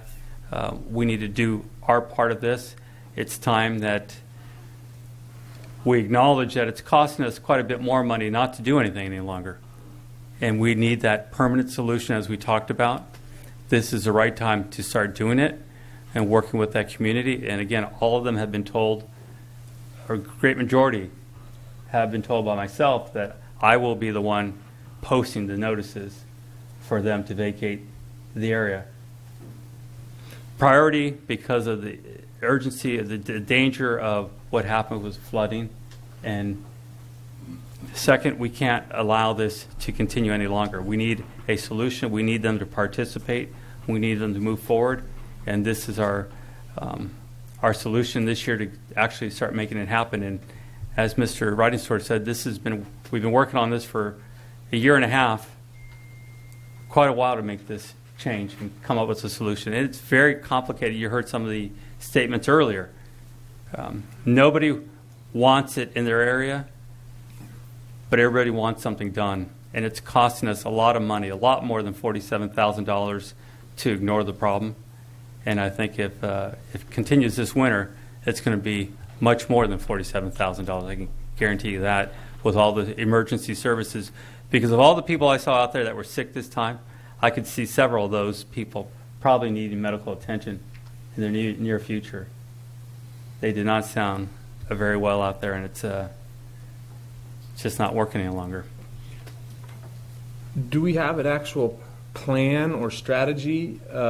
So we approve this, and then it's a hope, it's a goal that the river, people leave the river. Hopes and goals, they sound fine when you're talking, but unless there's something on paper that the police department's going to do this, and code enforcement's going to do this, and then water quality's going to do this, then my feeling is, whether we spend $47,000 on it or not, April 1st, I think there's still people in the river, and I'm trying to figure out. It's probably more important to give people a place to go during the winter, but it's also important that the people move out of the river. And this is your opportunity to have both things at once, and I don't see both things happening when this shows up 2 weeks before we're supposed to do it, and this is the first I've heard about it. And we hope and pray and just kind of hope things happen. I haven't seen anything else happen on hopes in the year I've been on here. And I can tell you, quite frankly, it will not happen on hope. That I know for sure. In order to make these things work, you have to follow through. You're correct. And part of the problem in all communities is we ignore the problem, and then it becomes a problem, and then we can't deal with the problem. If we were to move the people off the river, we need to keep them off the river. And yes, it's partly working with law enforcement. It's working with the agencies to make sure we're getting them the help they need. A lot of factors go into it. One thing for sure, as you pointed out, if we ignore it, it goes right back to the same system. We can't do that. We have to, and I think this is a question, you're hearing the question from council here. How are we going to follow up to make sure we're on that path? We've gotten to this point now, and I know we've worked hard to get here, to make these tough decisions to get us through the winter, but also after, to make sure we don't have the migration right back to the rivers or the campsites. We have to make sure we're working with the police department, sheriff's department, to let people know it's not okay any longer. You cannot camp along the river or other sites in the community. You have an option now, and that's the shelter. And they have to use that facility, or they won't be able to stay in our community.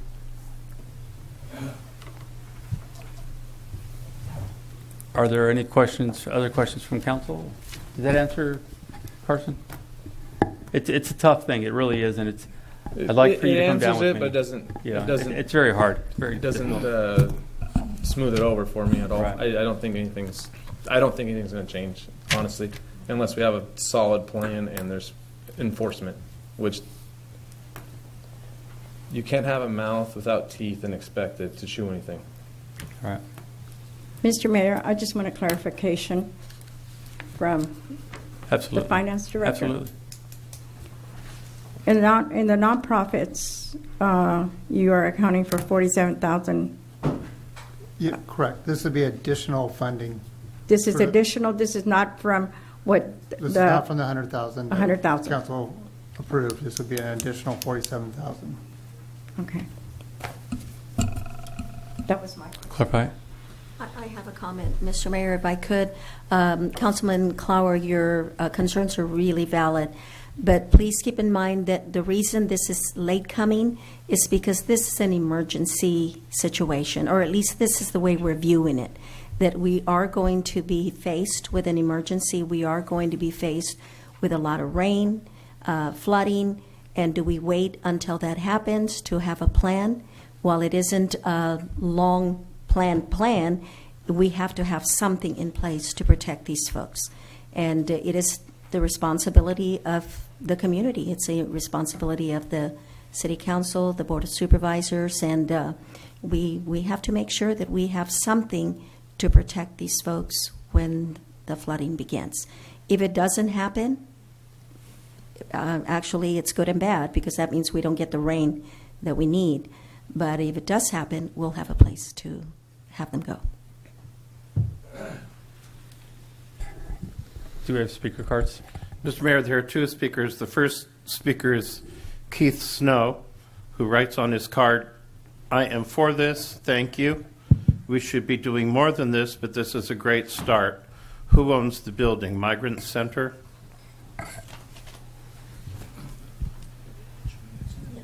And another one too. We have to think a homeless person is a human being. They're not trash. They're not nothing. Human being in the cold, nowhere to go. We have to realize this. See, you guys have top salaries. Businesses, where do you guys think? But you guys have to think of a human being, right? Humanity, a person. And the one thing, I mean, it's not about money. We lose a life. Food feed's not there in the cold. Next person. We got to think how much it costs you. I mean, the point is, right, poverty. If you look at this, right, I thought a lot of homeless people, and I thought the needy helping hands, Chris over there, you know, Mayor, you know her, right? Towns and all that, little concert, they work. What the point is, we need work. We need ideas. In the youth community right there, youth community to me, them ideas to have the guys on that part.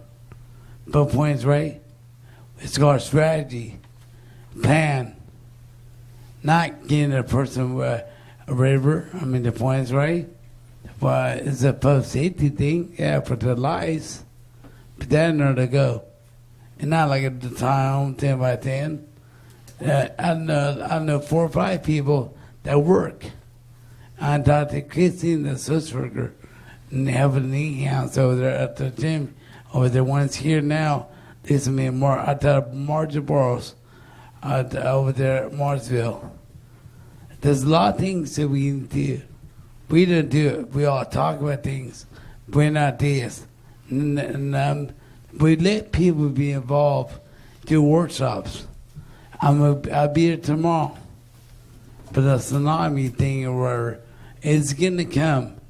One thing that I thought that Bill hung up on me over there, don't hear what we got to hear, what talk about. Is there things we're not worried about homeless people, we're worried about the felony coming up here. We got things seriously. Already, we have tools. We have machines, $250,000 machines are drains the street. Have we cleaned them yet? Do we have plans for that part? No, we don't. No, we do not. But the point is, right, we do better for the people.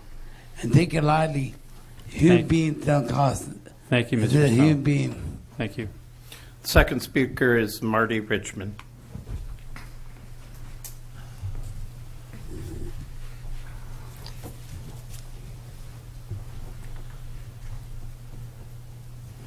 Good evening again, Marty Richmond from Hollister. This is somewhat related to my earlier comments, not directly, but related. No one ever accused me of being a bleeding heart. I'm not one. I consider myself hard-nosed on these issues, and unlike a lot of people who of goodwill, I am very pessimistic in the long-term ability to solve the homeless problem. I think it's going to get a lot worse before it gets better. That's just my personal view. No one can predict the future 100% of the time. But I support this because it's money well spent. We ought to do what we can do. We saw, if you read the survey of the homeless people that they did, the count and the interviews, most of them were from San Benito County or Hollister. The idea, people have this idea. Somebody who lives in San Luis Obispo finds out, oh, look, they got a bed in Hollister. I'll get on the bus, and I'll go to Hollister, and all of a sudden we'll have all the homeless people here because they all want to come to Hollister. No, that's not the way it works. It's more of a city problem than it is a county problem, and I'm glad the county's taking it on because they have the connection to the state. But the truth of the matter is, homeless people always get together in urban areas because that's where they can find a bathroom, that's where they can find some drinking water, and that's where they can find something. But it's pay me now, pay me later. This is a perfect example. Somebody goes out there and has a real problem out in the rain and falls and breaks a leg. We're gonna respond. The police department's gonna come. The EMTs are gonna come. We're not gonna let them lay there and die. Okay. And one of our EMT goes out there and slips and falls, and all of a sudden we got a workers' comp problem, and they're off for and it can happen if you're out there in the mud. Okay, that doesn't happen. So we catch them, and we put them in the EMT, and we take them to the hospital, and they have no insurance. Do you think that's free? Yes, they will not get a bill, but you know what? You will get the bill, and you will get the bill, and I will get the bill. That's the truth of the matter is Medi-Cal doesn't pay the bill. Medi-Cal gives you pennies on the dollar of what you spend to take care of somebody in the hospital. So this is my hard-nosed way to look at it, which is pay me now or pay me later. You can't have the people down on the river. I'm sorry they were ever there, and you especially can't have them if the river's rising. I agree with Councilman Clower in one aspect. Planning is not our A item. Okay, we are not good planners. That's a history. We should do better in the future. I agree with you. Thank you for your time. Thank you very much. Any other? Councilmember Clower? So, what are the $197,000 being used for? Or specifically R47?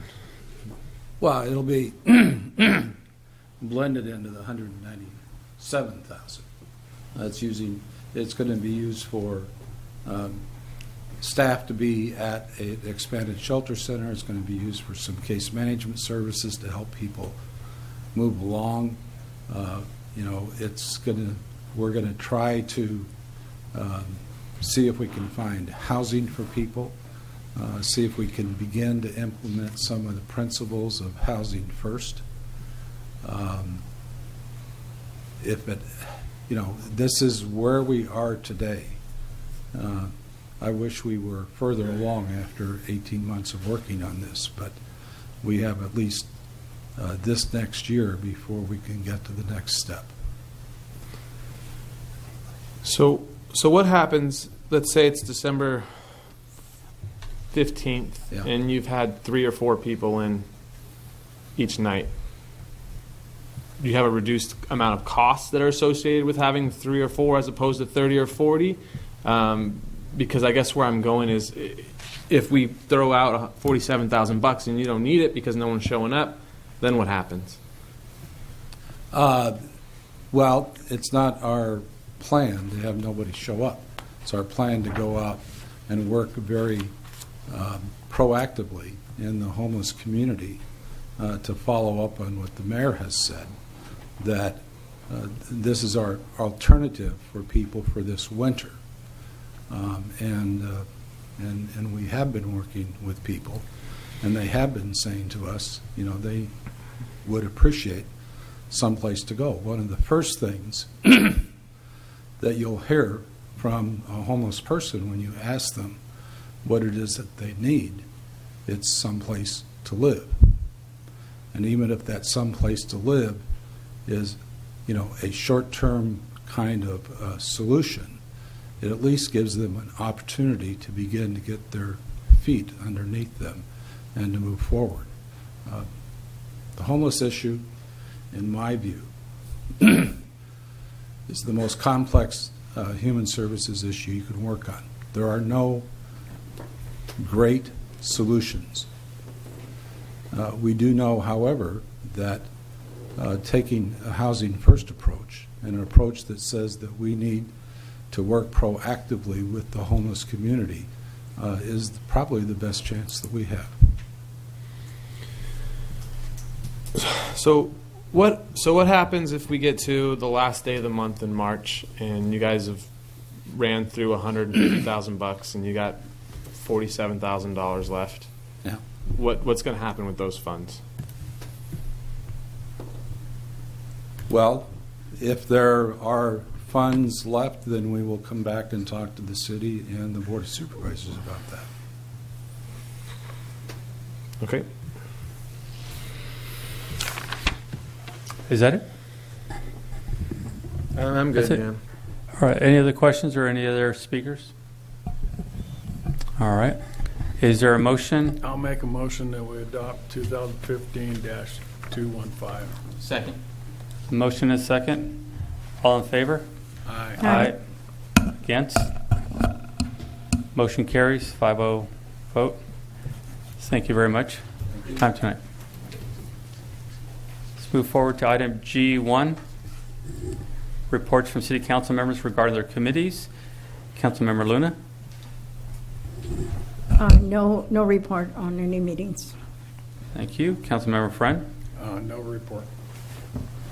Councilmember Gomez. Neither Councilmember Clower. Ditto. Okay. Same here. We'll go to item G2, informational reports from City Council members. Councilmember Luna. Yes, thank you, Mr. Mayor. I attended the Hazel Hawkins Hospital at San Juan Oaks on Saturday, September 7th. Very, very nice dinner, a lot of people, medical staff. And on Saturday, November the 14th, I received a scholarship, or was awarded to me, so there was no cost involved to the city. I attended the Wells Water Conference in Paso Robles, and it was a very nice gathering of elected officials. The presentation by Assemblymember Luis Alejo actually was very informative, informing us on the legislative agenda regarding water statewide. So it was very interesting, and it was interesting enough to know that coalitions are being formed by 5 counties in the Central Valley counties. So they're coming together just to, and each county is actually putting in a certain amount of funding into a fund, a coalition fund for water projects and for future water conservation. So that was interesting to see that 5 different counties in the Central Valley have gotten together. And it was one of the members of one of the Board of Supervisors, Kings County, that made a presentation which was extremely interesting. So with that, and also, Thanksgiving is coming up, and I certainly want to wish everybody a happy Thanksgiving. If you're traveling, be safe. But, at a time when we give thanks to everybody, and especially the Almighty for what we have accomplished during the year, I personally want to thank the city employees. City employees, are what makes this city prosper. And I really, starting from City Hall to every department in the city, I really want to thank the city employees for providing the best service that they can possibly give to the residents of this community. And also, I just want to say, let's keep all our students that are studying abroad, keep them in mind. I know we lost one young lady at a Cal State Long Beach, but keep in mind that we have 2 Hollister students right now, one in Budapest and one in Italy. And there's major concern on that. I text them and they text me back. So I know that right now they're safe, but let's keep that in mind. Thank you. Thank you very much. Councilmember Friend? Yeah, just a couple informational reports. Obviously, on November 11th, we had a great breakfast put on by the LULAC people for the veterans. And we also had a ceremony at the Vets Hall celebrating Veterans Day, and we had a very successful parade downtown with about 60 entrants, and one of the largest turnouts I've seen for a parade in quite a while. It was excellent. It was beautiful weather. It was a great day, and I know at least this veteran, and I'm sure all the other ones there, appreciated everything that was there and was done. So thank you. Thank you. Councilmember Gomez?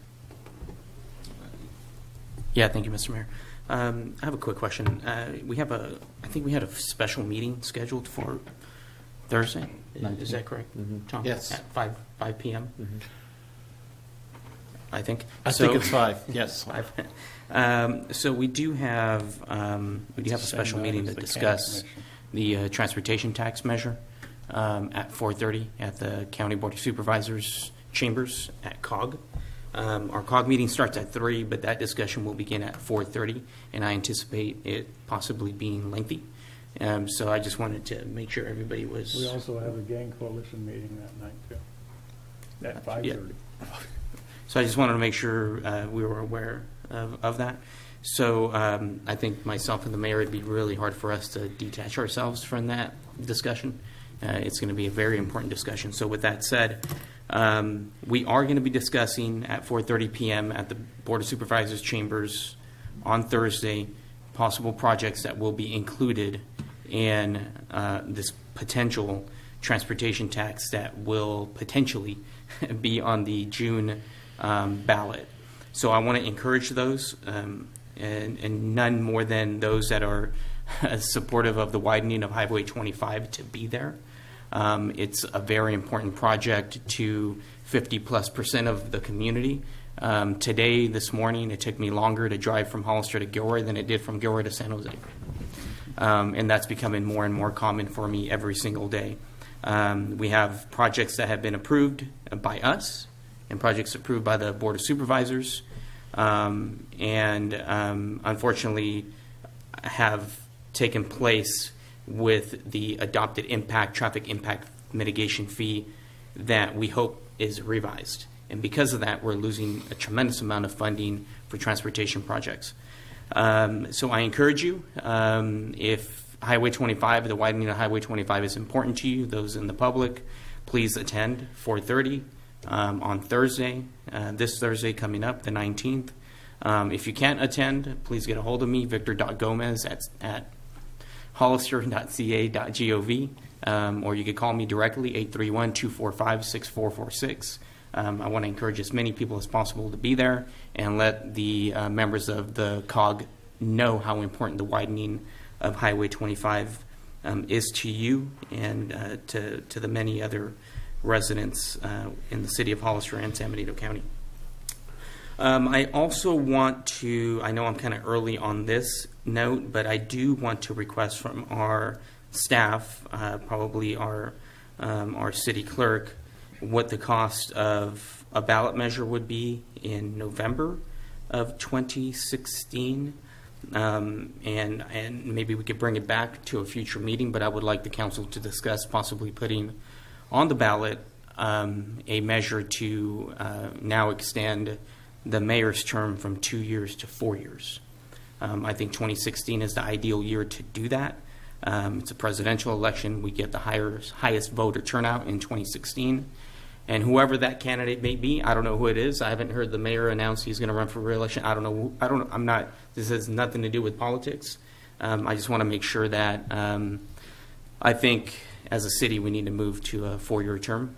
That's my perspective. I don't know how the council feels about that, but maybe we could agendize that to a future meeting and maybe come back with some costs for the city council to analyze a little bit.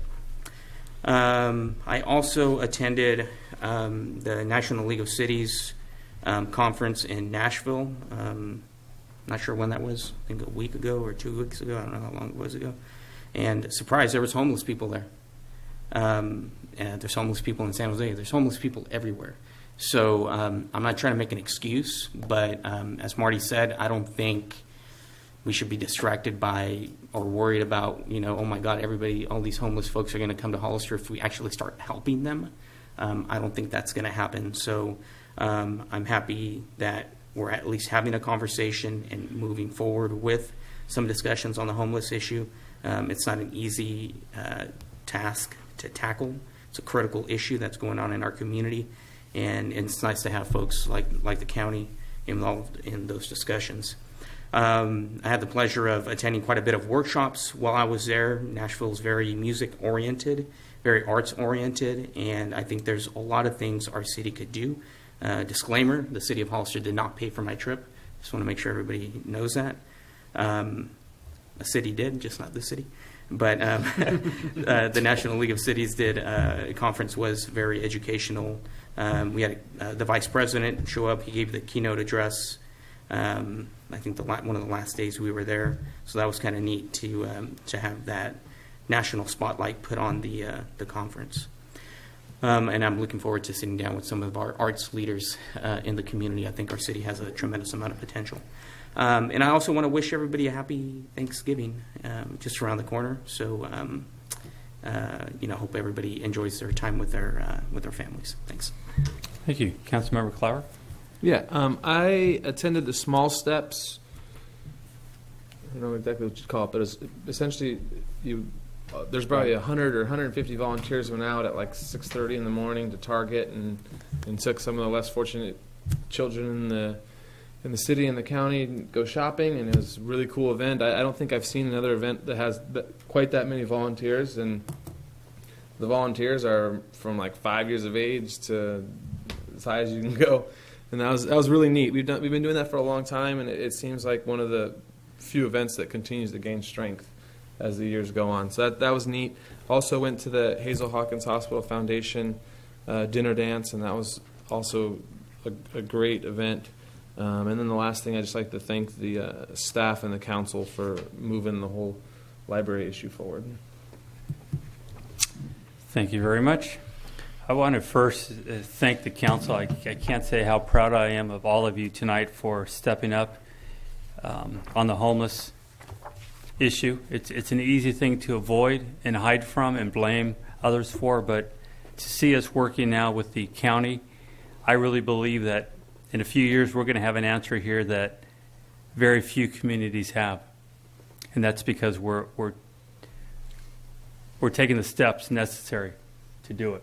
So it's a very important step tonight, so thank you very much for that. I had a Facebook town hall meeting the other week, and there I get a lot of several requests or questions, and a few of them were I never noticed before, and that is at Hillcrest and Airline on the south side of, David's not here, on the south side there's no crosswalk. So the residents that live on the south side of Hillcrest have to get, oh, there he is. You want to come listen to this? Thank you. As they're walking towards downtown, as they get to the light at 25, they have to cross going north, then cross going west, and then cross going south to go to downtown. So if we can look at that and why there's no crosswalk there, it seems very dangerous, especially I'm sure a lot of young people travel through there. So if we can maybe take a look at how we solve that issue. And that also brought another question, was the lights at Santa Ana and 25 going east and west do not have a protected left turn, and the same is for Meridian.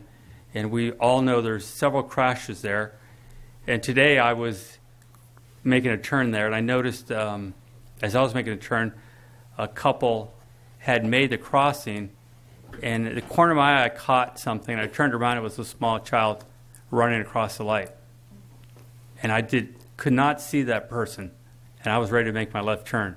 So obviously this is a problem. We know there's been major accidents there. If that's something we can look at, do a study on, we don't need to have that problem there. Also, a resident called tonight asking if I would participate in a candlelight vigil on Thursday evening to come together for the victims in Paris. And they were hoping to organize a group rather quickly Thursday night, 6 p.m. I told them, unfortunately, I'd be in this meeting with all of you. But that is something I think would be a good thing for the community to do, to show support for our friends and family in France. I also would like to get an update on the firework issues that we have, what the strategy is for New Year's and again for July 4th. Time's passing by, and we need that plan of attack, and we need to know or let the residents know we're serious about this, and there are hefty fines that follow it, but we need a plan on how we're going to address it, and I'd like to see a presentation from either the fire department or police department on some strategies. And I know there's a lot of good ideas out there, so looking forward to that. That's all I have. All right. City Manager. With the Thanksgiving season, I just want to be very thankful for the city staff as well. City Attorney. Good evening, Mr. Mayor. Nothing to report. Thank you. Chief. And can I say thank you one more time? Very Sure. proud of you guys. Oh, thank you. It's funny that you mentioned fireworks. We actually just had a meeting about a strategy. That's why I mentioned it. Yeah. And we're going to bring something to the council, actually, that might help us with detection, actually. So it's something that's kind of on the very top of our list right now, kind of the slower part of the year. We're preparing for, obviously, next summer. And So we'll have something for you with that. And it really has something to do with security as well. So it's a good thing. Other than that, again, I just want to say thanks to my staff. They're great. And I hope they have a great Thanksgiving. And I hope the city has a nice and safe Thanksgiving as well. Thank you very much. City Clerk? Nothing to report. Thank you very much. We'll go on to item G3 to ratify the Airport Advisory Commission's recommendation. Is there any questions? So moved. Second. There's a motion and a second. All in favor? Aye. Aye. Motion carries. 5-0 vote. Item G4.